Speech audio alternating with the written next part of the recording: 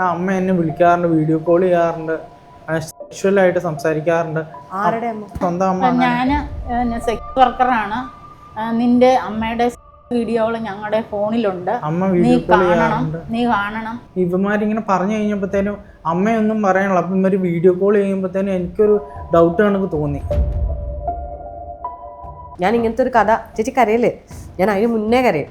അതുകൊണ്ടാ എൻ്റെ ഡ്രസ്സേൽ ആണുങ്ങളുടെ സ്പേമൊക്കെ എടുത്ത് തൂത്ത് വയ്ക്കുക, അങ്ങനെയൊക്കെ ചെയ്ത് അത്ര മോശമായിട്ടൊക്കെ ഇവർ ചെയ്തു വയ്ക്കായിരുന്നു. അവന്മാർ 24 മണിക്കൂർ ഗേൾസിനെയൊക്കെ കൊണ്ടുവന്നിട്ട് അബ്യൂസ് ചെയ്യണം അങ്ങനെയുള്ള ആൾക്കാരാണ്. അംഗൻവാടി ജോലിക്ക് കയറിയത് ടീച്ചറായിട്ട്. അതിൽ നിന്ന് നമുക്ക് രക്ഷപ്പെടാൻ സാധിക്കില്ല എന്ന് പറഞ്ഞുകൊണ്ട് ഞാൻ കൂലിപ്പണി ഞങ്ങൾക്ക് അതിനകത്ത് കൂലിപ്പണിയാണ്, സർക്കാർ ജീവനാണേലും തൂമ്പാപ്പണിയാണ്. അങ്ങനെ ചെയ്യാൻ തയ്യാറായിട്ടുള്ള എന്നെ അങ്ങനെ പറഞ്ഞപ്പം സത്യമായിട്ട് എൻ്റെ അടുത്ത പിള്ളേരെ എനിക്ക് കിട്ടിയെങ്കിൽ ഞാൻ ഇല്ലാതെ ആക്കുന്ന ഒരു മാനസികാവസ്ഥയായിരുന്നു. എൻ്റെ നാട്ടിൽ ചോദിച്ചു നോക്കിയറിയാം. ഈ പിള്ളേർ അങ്ങനെ പറഞ്ഞപ്പോൾ എനിക്ക് അതൊന്ന് തെളിയിക്കണം, എനിക്ക് അവരുടെ കയ്യിലൊക്കെ ആസറ്റ് ഉണ്ട്, എനിക്കത് കിട്ടണം എന്ന് ഞാൻ പോലീസുകാരുടെ അടുത്ത് കെഞ്ചി പറഞ്ഞു. കണ്ണുകൾ കാഴ്ചയില്ലാതെയൊക്കെ പോയി ട്രീറ്റ്മെൻറ്റ് ചെയ്തപ്പോൾ 2017 എന്നെ ഓപ്പറേഷൻ ചെയ്തപ്പോൾ അത് ക്യാൻസർ ആയിരുന്നു. എങ്ങനെയെങ്കിലും നമുക്കൊരു പണി തരാമെന്ന് ഓർത്തോണ്ടിട്ട് നടക്കുന്ന ആളാണ്. അപ്പോൾ അവർ ഞാൻ കഴിക്കുന്ന ഭക്ഷണത്തിന് ഞാൻ അറിയാണ്ട് മയക്കുമരുന്ന് ആയതുകൊണ്ട് കലക്കി തന്നു. എന്നിട്ട് ഞാൻ നോക്കുമ്പോൾ ഞാൻ ഓരോ ഹാലുസിനേറ്റ് ചെയ്യാൻ തുടങ്ങി. അങ്ങനെ പല പല വിഷയങ്ങളുണ്ടായി. അപ്പോൾ ഞാൻ മെൻ്റലി അൺസ്റ്റേബിൾ ആയിട്ട് ബോധം എന്നെ നഷ്ടപ്പെട്ടു പോയായിരുന്നു. കാനഡയിൽ പഠിക്കാൻ പോയിട്ട് തിരിച്ചു വന്ന ഒരു വിദ്യാർത്ഥിയുടെ പരാതിയാണ് എൻ്റെ മുന്നിലിരിക്കുന്നത്. മുഖ്യമന്ത്രിക്ക് അടക്കം അയച്ച ഒരു പരാതിയുടെ കോപ്പിയും എൻ്റെ കയ്യിലുണ്ട്. പഠനം നിർത്തി തിരിച്ചു വരേണ്ട ഒരു സാഹചര്യം എന്താണെന്ന് പറയാൻ വേണ്ടിയിട്ടാണ്, അത് മാധ്യമങ്ങൾക്ക് മുന്നിൽ പറയാൻ വേണ്ടിയിട്ട് മാത്രമാണ് തൊടുപുഴയിൽ നിന്ന് അവരിപ്പോൾ എൻ്റെ അടുത്ത് എത്തിയേക്കുന്നത്. മിനി ചേച്ചി നമസ്കാരം. എനിക്ക് മിനി ചേച്ചി, മോൻ്റെ പേരെന്ന് പറഞ്ഞേ? ജെഫിനാണ് കാനഡയിൽ പഠിക്കാൻ പോകുന്നത്. അച്ഛൻ്റെ പേരെങ്ങനെയാ? ജോസഫ്. ചേച്ചി എന്നെ കഴിഞ്ഞ ദിവസം വിളിച്ചപ്പോൾ ചേച്ചി പറഞ്ഞു മോൻ പഠിക്കാൻ പോയിട്ട് തിരിച്ചു വന്നു, അതിനൊരു കാരണം എന്നോട് പറഞ്ഞു. ആ കാരണം എന്തായിരുന്നു ചേച്ചി? കൊച്ചിന് നമ്മുടെ അടുത്തുള്ള വീടിൻ്റെ തൊട്ടടുത്തുള്ള 3 കൂട്ടുകാർ കൂടി കൊച്ചിനെ മാനസികമായിട്ട് പീഡിപ്പിക്കുകയും ഉപദ്രവിക്കുകയും ഒക്കെ ചെയ്തു. അങ്ങനെയാണ് കൊച്ചിന് തിരിച്ചു പോരേണ്ടത് വന്നത്. അത് 2022 ഡിസംബറിൽ 28-ാം തീയതിയാണ് കൊച്ചു പോയത്. അവിടെ ചെന്ന് നവാസ്കോഷ്യ കേബ്രിട്ടൺ യൂണിവേഴ്സിറ്റിയിൽ BTM കോഴ്സാണ് പഠിച്ചുകൊണ്ടിരുന്നത്. 4 മാസം പഠിത്തം കഴിഞ്ഞവൻ വർക്ക് ചെയ്യണം. അടുത്ത സെമ്മിൻ്റെ പൈസ കണ്ടെടുത്തന്നെ ജോലിക്ക് പോകണം. അപ്പം നമ്മുടെ വീടിനടുത്തുള്ള 3 പിള്ളേർ അവിടെ ഇച്ചിരി അകലെ, 2 പിള്ളേർ ഇച്ചിരി അകലെ ഹാലിഫാക്സ് എന്ന് പറയുന്ന സ്ഥലത്ത് ജോലി ചെയ്യുന്നുണ്ട്. അപ്പം ആ പിള്ളേരെ വിളിച്ച് ഈ മോൻ ചോദിച്ചു, എടാ ഞാൻ നിങ്ങളുടെ കൂടെ വരട്ടെ, എനിക്കൊരു ജോലി മേടിച്ചു തരാമോ എന്ന് ചോദിച്ചു. ശരിക്കും ഇപ്പം അമ്മ പറയുന്ന ഒരു കാര്യം എനിക്കറിയാം. അതായത് അവിടെ പഠിക്കാൻ ഏത് വർഷമായിരുന്നു പഠിക്കാൻ ചെന്നേ? ഞാൻ 2022 അവസാനമാണ് ചെന്നത്. 22 അവസാനം. ശരി. IELTS വീട്ടിൽ സ്വന്തമായിട്ടിരുന്ന് എഴുതി പഠിക്കും? അതെ. സ്വന്തമായിട്ട് എഴുതി 7.5. അതെ. എങ്ങനെയാണ് ഈ കാനഡയിലെ ഏത് യൂണിവേഴ്സിറ്റി, ഏത് കോഴ്സ് ആയിരുന്നു? ഞാൻ കേബ്രിട്ടൺ യൂണിവേഴ്സിറ്റിയിൽ BHTM എന്ന് പറഞ്ഞ bachelor of hospitality and tourism management എന്ന് പറഞ്ഞ കോഴ്സായിരുന്നു പഠിച്ചുകൊണ്ടിരുന്നത്. അപ്പം അവിടെ പഠിക്കാൻ വേണ്ടിയിട്ട്, അല്ലെങ്കിൽ കാനഡയിൽ ഇങ്ങനെ ഒരു കോഴ്സ് ഉണ്ട്, അല്ലെങ്കിൽ എങ്ങനെ പോകണം, അല്ലെങ്കിൽ ഇപ്പം അച്ഛന് ഓട്ടോ ഓടിക്കുന്ന ജോലിയാണ് അല്ലേ? അപ്പം അമ്മയ്ക്ക് എന്താണ് ഇതിന്? അംഗൻവാടിയിൽ നിന്ന് ഞാനിപ്പം കൃഷി വകുപ്പിൽ എനിക്ക് പെർമനന്റ് ലേബറായിട്ട് കിട്ടി. ഇപ്പൊ കാനഡയിൽ എല്ലാവരും പഠിക്കാൻ പോകുന്നുണ്ട്. ഒരുപാട് കുട്ടികൾ അവിടുത്തെ കഷ്ടപ്പാടുകൾ പറയുന്നുണ്ട്.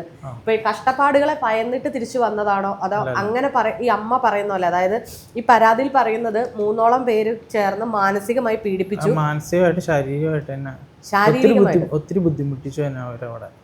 എങ്ങനെയായിരുന്നു തുടക്കം എന്ന് പറയാമോ? ഞാനവിടെ ഞാൻ അവിടെ പഠിച്ചോണ്ടിരിക്കുവായിരുന്നു. 4 മാസം കഴിഞ്ഞൊക്കെ സെം ബ്രേക്ക് കഴിഞ്ഞിട്ട് എൻ്റെ കൂടെ ചെറുപ്പം തൊട്ട് അറിയണവരാ. അപ്പം ഞാൻ അവരുടെ അടുത്ത് ഒരു ഹാലിഫാക്സിൽ വർക്ക് ചെയ്യുക. അപ്പോൾ അവരുടെ അടുത്തേക്ക് ഞാൻ 4 മാസം കഴിഞ്ഞ് ചെന്ന്, എടാ ജോലിയൊക്കെ ഒന്ന് സെറ്റാക്കി തരുമോ, റെഡിയാക്കി തരുമോ? അവരവിടെ 3-4 വർഷമായിട്ടുള്ളവരാ. എന്നാൽ റെഡിയാക്കി തരുമോ എന്നൊക്കെ ചോദിച്ചു. അപ്പോൾ അവർ പറഞ്ഞു കുഴപ്പമില്ല പോരേന്ന് പറഞ്ഞ് ചെന്നു.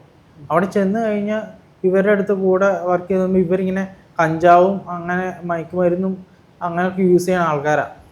അങ്ങനെ അവിടെ ചെന്ന് കഴിഞ്ഞപ്പോഴത്തേനും ഞാനിതൊന്നും അങ്ങനെ യൂസ് ചെയ്യാറില്ല. അപ്പോൾ ഇങ്ങനെ ചെന്ന് കഴിഞ്ഞപ്പോൾ അവരുടെ കൂട്ടത്തിൽ കൂട്ടാൻ വേണ്ടിയിട്ട് എന്നെ പലപ്പോഴായിട്ടെങ്കിലും ശ്രമിച്ചു. അപ്പോൾ ഞാൻ അതിന് അങ്ങനെ വഴങ്ങിയില്ല എന്നൊക്കെ കണ്ടു കഴിഞ്ഞപ്പോൾ അമ്മമാരനെ മാനസികമായിട്ടും ശാരീരികമായിട്ടൊക്കെ ഒത്തിരി ഉപദ്രവിക്കുകയൊക്കെ മാനസികമായിട്ട് ഉപദ്രവിച്ചതിൽ എന്തൊക്കെയാണ് അവരിങ്ങനെ ആദ്യം അങ്ങോട്ടും ഇങ്ങോട്ടും ആദ്യം പറഞ്ഞു അമ്മ എന്നെ വിളിക്കാറുണ്ട്, വീഡിയോ കോൾ ചെയ്യാറുണ്ട്, സെക്ഷുവലായിട്ട് സംസാരിക്കാറുണ്ട്, അങ്ങനെ ഇങ്ങനെയാന്നൊക്കെ പറഞ്ഞു. ആരുടെ അമ്മ? എൻ്റെ സ്വന്തം അമ്മ.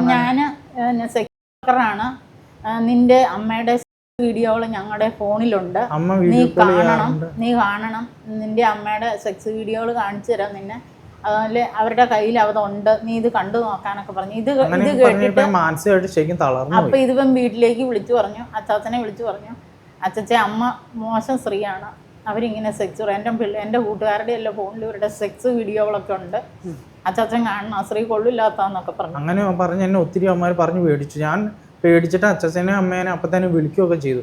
വിളിച്ചിട്ട് പറഞ്ഞു, അച്ഛ ഇങ്ങനെ ആ സംഭവം അമ്മമാർ ഇങ്ങനെയൊക്കെ പറയാണ്ട്, ഇങ്ങനെ ഓരോ വീഡിയോസൊക്കെ എന്നെ കാണിച്ചു തരുന്നുണ്ടെന്ന് പറഞ്ഞു. അപ്പം ഞാനിതൊന്നും കാണാണ്ട് ഞാനിതൊന്നും കാണാത്തതുകൊണ്ട് ഞാൻ അവിടെ നിന്ന് ഇറങ്ങി ഓടി. ഞാൻ അവിടെ നിന്ന് പുറത്ത് ഞാൻ റെയിൽവേ സ്റ്റേഷനിലും വേറെ സ്ഥലങ്ങളിലൊക്കെ പോയി ഞാൻ ഇരുന്നുകൊണ്ടിരുന്നത്. കാരണം വേറെ എനിക്ക് അവിടെ നിൽക്കാൻ വേറെ സ്ഥലമില്ല. അവിടെ അവന്മാരുടെ അടുത്ത് ഇങ്ങനെ പറഞ്ഞു കഴിഞ്ഞപ്പോൾ മെൻ്റലി ഭയങ്കര ഡൗൺ ആയി പോയായിരുന്നു. അങ്ങനെ അതുപോലെ അവരങ്ങനെ പറഞ്ഞപ്പം സ്വന്തം അമ്മ എത്ര വയസ്സുണ്ട് ഇപ്പോൾ? എനിക്ക് 28. അപ്പോൾ ഒരു 28 വർഷം, അല്ലെങ്കിൽ അന്ന് നടക്കുമ്പോൾ പ്രായം 26 25. ആ പ്രായത്തിൽ അമ്മ അത്രയും വളർത്തിയപ്പോൾ അങ്ങനെ ഒരു സ്ത്രീയാണ് അല്ലെങ്കിൽ അങ്ങനെ ഞാൻ വിശ്വസിക്കാൻ പോയല്ല. അപ്പോൾ ഇവന്മാരിങ്ങനെ പറഞ്ഞു കഴിഞ്ഞപ്പോഴത്തേനും അമ്മയൊന്നും പറയാനുള്ള. അപ്പം ഇവർ വീഡിയോ കോൾ ചെയ്യുമ്പോഴത്തേനും എനിക്കൊരു ഡൗട്ട് കണക്ക് തോന്നി. അപ്പം ഇങ്ങനെ അപ്പോൾ ആ അവന്മാരെന്നെ ഇങ്ങനെ അങ്ങനെ എല്ലാവരും കൂടെ എന്നെ അങ്ങോട്ടും ഇങ്ങോട്ടും. എത്ര പേരുണ്ടായിരുന്നു? അവര് 3 പേര് എൻ്റെ കൂടെ താമസിക്കുന്നവരുണ്ട്. അവരും പിന്നെ അവരുടെ കൂട്ടുകാരെല്ലാരും കൂടെ കൂടി എന്നെ. നിങ്ങളുടെ വീടിന്റെ അടുത്തുള്ളവര് ചെറുപ്പം തന്നെ അറിയാവുന്നവര്. അപ്പോൾ അവന്മാരെ പരസ്പരം അങ്ങോട്ടും ഇങ്ങോട്ടും നമ്മൾ സംസാരിക്കുമ്പോൾ എപ്പോഴും ഇങ്ങനെ പറഞ്ഞുകൊണ്ടിരിക്കുമ്പോൾ നമ്മൾ ഓർക്കില്ല ഇതിലെന്തോ ഒരു കാര്യമില്ലേ എന്നുള്ള രീതിയിൽ എന്നെ എടുത്ത് സംസാരിച്ചത്. അപ്പം ഞാൻ ഇവന്മാരെ വിശ്വസിച്ച് ഞാൻ പോയത്. പക്ഷെ ഇവന്മാരിങ്ങനെ കൂടെ കൂട്ടി ചതിക്കുമെന്ന് ഞാൻ ഒരിക്കലും പ്രതീക്ഷിച്ചില്ല. ആദ്യത്തെ ദിവസമായിരുന്നു അതോ കുറച്ച് ദിവസം കഴിഞ്ഞിട്ടായിരുന്നു അവരിങ്ങനെ മെന്റലി ടോർച്ചർ ചെയ്യാൻ തുടങ്ങിയത്? മെന്റലി ടോർച്ചർ ചെയ്യാൻ കുറച്ച് നാൾക്ക് ശേഷമാണ്.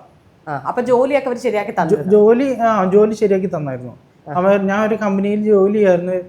നൈറ്റ് ഷിഫ്റ്റ് ഉണ്ടായിരുന്നു, പിന്നെ എനിക്ക് ഡേ ഷിഫ്റ്റ് ഉണ്ടായിരുന്നു. അപ്പോൾ ഇടയ്ക്ക് നൈറ്റ് പോയിട്ട് തിരിച്ചു വന്നു കഴിയുമ്പോഴത്തേനും ഇവന്മാർ എൻ്റെ ഡ്രസ്സേൽ ഈ സ്പേം അല്ലേ, ആണുങ്ങളുടെ സ്പേമൊക്കെ എടുത്ത് തൂത്ത് വയ്ക്കുക, അങ്ങനെയൊക്കെ ചെയ്ത് അത്ര മോശമായിട്ടൊക്കെ ഇവർ ചെയ്തു വയ്ക്കുമായിരുന്നു. അപ്പോൾ ഇങ്ങനെയൊക്കെ കണ്ട് ഇങ്ങനെ വീഡിയോ ഒക്കെ ചെയ്യേണ്ടെന്നും ഇങ്ങനെ അവന്മാർ 24 മണിക്കൂർ ഗേൾസിനെയൊക്കെ കൊണ്ടുവന്നിട്ട് ഇങ്ങനെ അബ്യൂസ് ചെയ്യണം അങ്ങനെയുള്ള ആൾക്കാരാണ്. അപ്പോൾ ഇങ്ങനെയൊക്കെയാണെന്ന് കണ്ടപ്പോൾ ഞാൻ പേടിച്ചിട്ട് അവിടെ നിന്ന് ഇറങ്ങി ഓടി. ഞാൻ അവിടെ നിന്ന് ആ സ്ഥലം ഞാൻ വേണ്ടെന്ന് വെച്ചിട്ട് ഞാൻ നേരെ സിഡ്നിയിലേക്ക് തിരിച്ചു വന്നു. അപ്പോൾ ഇവന്മാർ 5-6 വർഷമായിട്ട് അവിടെ തന്നെ ഉള്ള ആൾക്കാരായതുകൊണ്ട് അവന്മാർ അവിടെ എൻ്റെ കൂടെ പഠിക്കുന്ന അവന്മാർ തൊടുപുഴ ലൊക്കാലിറ്റിയിലുള്ള ആൾക്കാരൊക്കെ അത്യാവശ്യം പരിചയമുള്ളവരാണ്. അപ്പോൾ അവന്മാരെ വിളിച്ചിട്ട് എൻ്റെ കൂട്ടുകാരോട് പറഞ്ഞാൽ അവനെ റൂമൊന്നും കൊടുക്കരുത്, അങ്ങനെ ഇങ്ങനെയാണെന്നൊക്കെ പറഞ്ഞ് ഒത്തിരി എന്നെക്കുറിച്ച് കുറേ കുറ്റങ്ങളൊക്കെ പറഞ്ഞ് എനിക്ക് നിൽക്കാനൊരു ഇല്ലാത്ത അവസ്ഥയിലേക്ക് അവരെ ആക്കി, ഒരു ഹോംലെസ് സിറ്റുവേഷനിലേക്കാക്കി. അങ്ങനെ ഒത്തിരി ഇതായി കഴിഞ്ഞാൽ ഞാൻ ഭയങ്കര മെൻ്റലി ഡൗൺ ആയിപ്പോയി. അവന്മാരുടെ അടുത്ത് നിന്ന് തിരിച്ച് പഠിച്ചിരുന്ന സ്ഥലത്തേക്ക് വന്നു, യൂണിവേഴ്സിറ്റിയിൽ അല്ലെങ്കിൽ പഠിച്ചിരുന്ന സ്ഥലത്തേക്ക് എത്തി. അവിടെ വന്നപ്പോഴാണ് ഇങ്ങനെ വീട് കിട്ടാണ്ട് വന്നത്. പിന്നീട് വീട് കിട്ടാണ്ട് വന്നപ്പോഴത്തേക്കും എവിടെയാണ് പിന്നെ താമസിച്ചത്? അങ്ങനെയൊക്കെ കാനഡയിൽ സാധ്യമാവും? എനിക്ക് അറിയില്ലാത്തതുകൊണ്ടാണ് ചോദിക്കുന്നത്. വീട് കിട്ടാണ്ട് വന്നു കഴിയുമ്പോൾ നമുക്ക് സാധ്യമാവെന്ന് വെച്ചാൽ നമ്മൾ റെന്റിന് വീട് എടുക്കുകയാണ് സാധാരണ പതിവ്. അതങ്ങനെ ഇപ്പോഴത്തെ സിറ്റുവേഷൻ അനുസരിച്ച് കാനഡയിൽ അങ്ങനെ റെന്റിന് റൂമൊക്കെ കിട്ടാന്ന് പറഞ്ഞാൽ അത്ര ഈസി ആയിട്ടുള്ള കാര്യമല്ല. അപ്പോൾ ഞാൻ അവിടെ ചെന്നിട്ട് എനിക്ക് പെട്ടെന്ന് നമ്മൾ ഒരു വീട് കിട്ടാൻ പാകത്തിന് എനിക്ക് തപ്പിയപ്പോൾ അങ്ങനെ കിട്ടിയില്ല. അത് കഴിഞ്ഞ് ഞാൻ അവിടെ തന്നെയുള്ള അവന്മാരെ എൻ്റെയും വേറൊരു ഫ്രണ്ടായ അമൽ എന്ന് പറഞ്ഞ അവൻ്റെ വീട്ടിലാണ് പോയി നിന്നെ. അവന്മാരുടെ വീട്ടിൽ പോയി നിന്നപ്പോൾ ഇവന്മാർ ഓൾറെഡി വിളിച്ച് പറഞ്ഞായിരുന്നു, ഇവിടെ ജെഫിൻ ഇങ്ങോട്ട് വന്നുണ്ട്, അങ്ങനെയാണ് ഇങ്ങനെയാണെന്ന് ഓൾറെഡി വിളിച്ചു പറഞ്ഞായിരുന്നു. അപ്പോൾ അവിടെ ചെന്ന് കഴിഞ്ഞപ്പോഴും ഇവന്മാർ പറഞ്ഞതനുസരിച്ച് എന്നെ കുറേ വീണ്ടും അവന്മാർ 3 പേര് ഒരുമിച്ച് അവിടെ തന്നെ ഉള്ളതാണ്. ഈ 2 പേര് ഹാലിഫാക്സിന് മൂവ് ചെയ്തപ്പോൾ ഈ അമൽ എന്ന് പറഞ്ഞ ഒരുത്തൻ മാത്രമാണ് സിഡ്നിയിലുണ്ടായിരുന്നത്. അപ്പോൾ അവന്മാരുടെ കൂടി എനിക്കിട്ട് നല്ല എന്നെ. അപ്പോൾ ഈ സമയങ്ങളിൽ റെയിൽവേ സ്റ്റേഷനിലെ മോളുകളിലാണോ കിടന്നിരുന്നത്? റെയിൽവേ സ്റ്റേഷനിൽ ബസ് സ്റ്റേഷനിലൊക്കെ ഞാൻ പോയിരിക്കുക ചെയ്തത്. ബസ് സ്റ്റേഷനിൽ അത് കഴിഞ്ഞ് തിരിച്ചു ഞാൻ ഇവിടെ വന്നു കഴിഞ്ഞപ്പം ഇവന്മാർ എനിക്ക് തൽക്കാലത്ത് ഞാൻ അവന്മാരെ പൈസ കൊടുത്തായിരുന്നു, റൂമിനുള്ള പൈസ ഓൾറെഡി കൊടുത്തായിരുന്നു. അപ്പോൾ അമലിൻ്റെ അടുത്ത് ഞാൻ നിന്ന് കഴിഞ്ഞ് അവിടെ നിന്നുകൊണ്ടിരുന്നപ്പോഴത്തേനും അവൻ കുറച്ച് നാൾ അവിടെ നിന്നു, അവൻ്റെ അടുത്ത് നിന്നു. അവിടെ നിന്ന് എനിക്ക് ജോലി പെട്ടെന്ന് ഇങ്ങോട്ട് വന്നു കഴിഞ്ഞപ്പോൾ എൻ്റെ ജോലിയെല്ലാം പോയായിരുന്നു.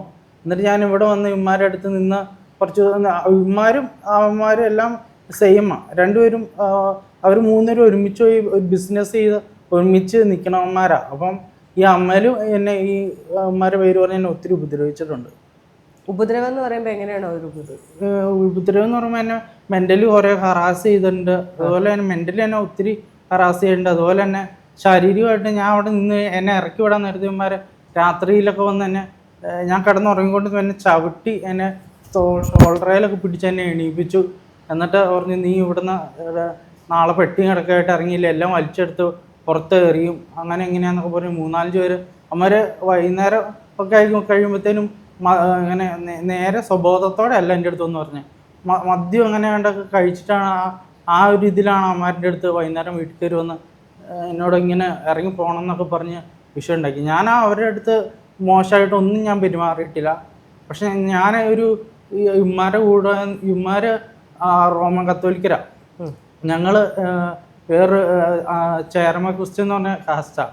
അപ്പം ഞങ്ങൾ ഞാനവിടെ പഠിച്ച് അങ്ങനെ നല്ല രീതിയിൽ പോകണ കണ്ടു കഴിഞ്ഞപ്പോൾ അവർക്ക് അത്രയ്ക്ക് അത് ഇഷ്ടപ്പെട്ടില്ല. അപ്പോൾ അതിൻ്റെയൊക്കെ ഒരു ഇതുകൊണ്ടാണ് അവന്മാർ എന്നെ ഒരു നന്നാവുണ്ടാന്നുള്ള രീതിയിൽ ആവാൻ വേണ്ടിയിട്ടാണ് അവന്മാർ ഇങ്ങനെയൊക്കെ ചെയ്തത്. ഇപ്പം ഈ പറഞ്ഞ പോലെ ഫസ്റ്റ് സെം കഴിഞ്ഞിരുന്നു അവിടെ ചെന്നിട്ട്. എത്ര സെമസ്റ്റർ ആയിരുന്നു?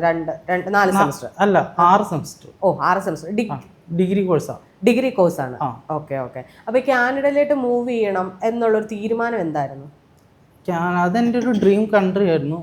എനിക്ക് അവിടെ പോയി പഠിച്ച് നല്ലൊരാളാവെന്ന് എൻ്റെ ഒരു ലക്ഷ്യം അതായിരുന്നു. ഞാൻ പഠിച്ച് വന്നുകൊണ്ടിരുന്നപ്പോൾ ഇങ്ങനെ റിസർച്ചൊക്കെ ചെയ്ത് കൂട്ടുകാരൊക്കെ പോകണമെങ്കിൽ നല്ല ഒരു ജോലി കിട്ടുക എന്നായിരുന്നു ആദ്യം എൻ്റെ ഇത്.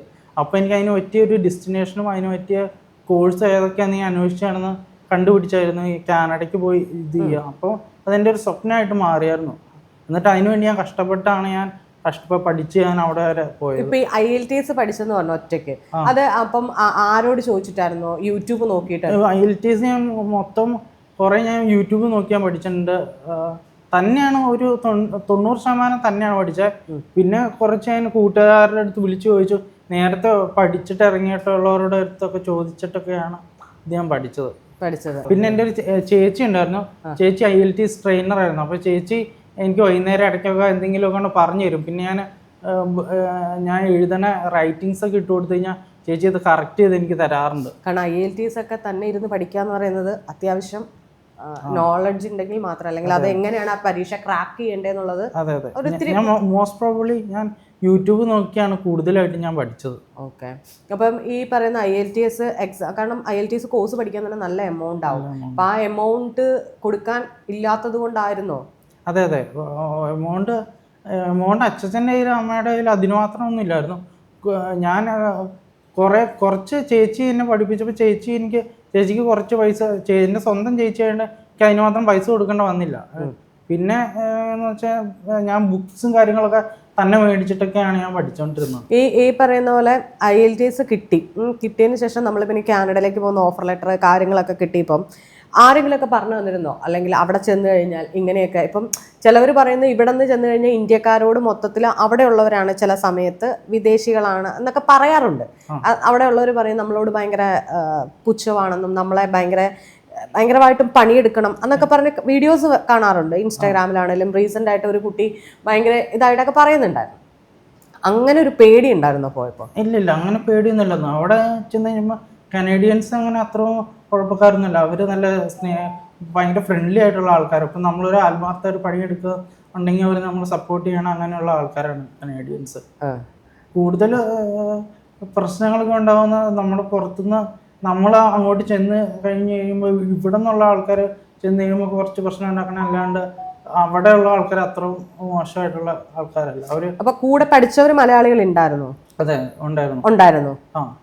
അവരെങ്ങനെയായിരുന്നു ഇതിപ്പം അവരോട് സംസാരിച്ചായിരുന്നോ ഈ കാര്യം? എൻ്റെ കൂട്ടുകാരോട് അവരുടെ അടുത്തേക്ക് ഞാൻ ജോലി ചെയ്യാനായിട്ട് മൂവ് ചെയ്ത് കഴിഞ്ഞപ്പോഴത്തേനെ ഒരു 4 മാസമായിരുന്നു ഞാൻ കോളേജിൻ്റെ അവിടെ ഉണ്ടായിരുന്നുള്ളൂ. അപ്പോൾ അവിടെ എൻ്റെ ക്ലാസ് പഠിച്ചുകൊണ്ടിരുന്ന കുറച്ച് പേരെ പരിചയമുണ്ടായിരുന്നുള്ളൂ. പിന്നെ നമ്മൾ കുറച്ച് ബാക്കിയുള്ള സമയങ്ങൾ പണിയെടുക്കും, പഠിക്കും, പിന്നെ ഭക്ഷണം ഉണ്ടാക്കണം, നമ്മുടെ കാര്യങ്ങൾ ചെയ്യണം, അങ്ങനെ പ്രോജക്റ്റ് വർക്ക്, അങ്ങനെ സമയം തീരെ ഇല്ലാത്തൊരു സമയമാണ് അവിടെ. ഫുൾ ടൈം നമുക്ക് ഈ പണി. കോഴ്സിന് മൊത്തം എത്ര ഫീസായി? ഞാൻ ആദ്യത്തെ വർഷത്തെ ഫീസ് അടച്ചു പോയത് അത് 11.5 ലക്ഷം 12 ലക്ഷം രൂപയായിരുന്നു. അത്രയും രൂപ ഫീസായിരുന്നു ഒരു വർഷം. ടോട്ടലി 19.5 രൂപ നമ്മൾ അടച്ചു കൊടുത്താണ് കയറി പോയത്. 19 ലക്ഷം, 19.5. ഏകദേശം 20 ലക്ഷം രൂപ അടുത്ത് അടച്ചാണ്. കോഷൻ ഡെപ്പോസിറ്റും കൂടെ അടയ്ക്കാനുണ്ട്, 6.5 ലക്ഷം അത്രയും രൂപ അടയ്ക്കാനുണ്ട്. അടച്ചിട്ടാണ് കയറിപ്പോയത്. ഈ എമൗണ്ട് എങ്ങനെയാ റേസ് ചെയ്തേ? റേസ് ചെയ്ത് കുറച്ച് ലോൺ ഉണ്ടായിരുന്നു, പിന്നെ കുറച്ച് സേവിങ്സ് ആയിട്ട് വെച്ച കുറച്ച് പൈസ ഉണ്ടായിരുന്നു. അങ്ങനെ അവിടെ നിന്ന് ഇവിടെ നിന്നൊക്കെ സംഘടിപ്പിച്ചിട്ടാണ് പോയത്. ലോണാണ് മെയിനായിട്ട് കൂടുതലും. 3-4 ബാങ്കിൽ നിന്ന് ലോണുണ്ട്. 3-4 ബാങ്കിൽ നിന്ന് എഡ്യൂക്കേഷൻ ലോൺ ഉണ്ടോ? എഡ്യൂക്കേഷൻ ലോൺ അല്ല, എനിക്ക് സാലറി സ്ലിപ്പ് ഉണ്ടല്ലോ, ആ വകുപ്പില് സാലറി വെച്ചിട്ട് 6 ലക്ഷം രൂപ SBI നിന്ന് എടുത്തു. പിന്നെ ഞങ്ങളുടെ സൊസൈറ്റി ഉണ്ട്, അവിടുന്ന് 3 ലക്ഷം രൂപ എടുത്തു. സ്ഥലം വീട് വെച്ച് 5 ലക്ഷം എടുത്തു. പിന്നെ ഒരു വ്യക്തി 5 ലക്ഷം എടുത്തു ഒരാളിൽ നിന്ന്. പിന്നെ ഒരാൾ 1 ലക്ഷം തന്നു, വേറൊരാൾ. അങ്ങനെ പലരിൽ നിന്നായിട്ടാണ് നമ്മൾ കടം. അച്ഛൻ മകൻ വിളിച്ചിട്ട് അമ്മയെ കുറിച്ച് ഇങ്ങനെയൊക്കെ കൂട്ടുകാർ പറയുന്നുണ്ടെന്ന് പറഞ്ഞു. അപ്പൊ അച്ഛൻ എന്താ അവനോട് പറഞ്ഞേ? ഞാൻ പറഞ്ഞ അത് നീ അങ്ങനെ നീ അവർ പറഞ്ഞെങ്കിൽ അവർ പറയണത് നമ്മൾ നോക്കേണ്ട കാര്യമില്ല. അവർ പറഞ്ഞു പറ്റിക്കാനായിട്ടോ അല്ലെങ്കിൽ ഏതെങ്കിലും രീതിയിൽ നിന്ന് ഇത് തളർത്തി കളയാനായിട്ട് പറയണമായിരിക്കും. അത് മൈൻഡ് ചെയ്യേണ്ട. ക്വസ്റ്റ്യൻ അവിടെ അവരുടെ കൂടെ താമസിച്ച് ജോലി ചെയ്യാൻ എന്തെങ്കിലും അസൗകര്യ ബുദ്ധിമുട്ടുകളാണെങ്കിൽ അവിടെ മാറിയിട്ട് വേറൊരു റൂം എടുത്ത് താമസിക്കാനുള്ള സൗകര്യങ്ങൾ എന്തെങ്കിലും അന്വേഷിച്ച് നോക്ക്. അപ്പോൾ ഇവൻ പറഞ്ഞ അവർക്ക് നമ്മുടെ ഇവിടെ നാട്ടിലെ മുഖമല്ല വെച്ചാൽ ഇവർക്ക് 2 മുഖമുണ്ട്. നമ്മുടെ അവിടുത്തെ മുഖമല്ല അവർക്ക് ഇവിടെ അവർ വേറെ രീതിയാണ്. അവരെ നമുക്ക് ഒരു രീതിയിലും ഉൾക്കൊള്ളാനും വിശ്വസിക്കാനും പറ്റാത്ത രീതിയിലാണ് അവരുടെ ഇവിടുത്തെ പെരുമാറ്റവും കാര്യങ്ങളും. അപ്പോൾ അതുകൊണ്ട് ഒരു രീതിയിലും അവരുമായിട്ട് ഒത്തുപോകില്ല. അവരെന്നെ പെടുത്തിക്കളഞ്ഞു. എനിക്ക് ഒരു രീതിയിൽ ഇവിടെ നിൽക്കാൻ പറ്റത്തില്ല. ഞാൻ എന്നെ ചെയ്യണമെന്ന് ചോദിച്ചു. അവർക്ക് അറിഞ്ഞുകൊണ്ടാണ് ലാസ്റ്റ് മൂവ്മെൻ്റൊക്കെ സംസാരിക്കണേ.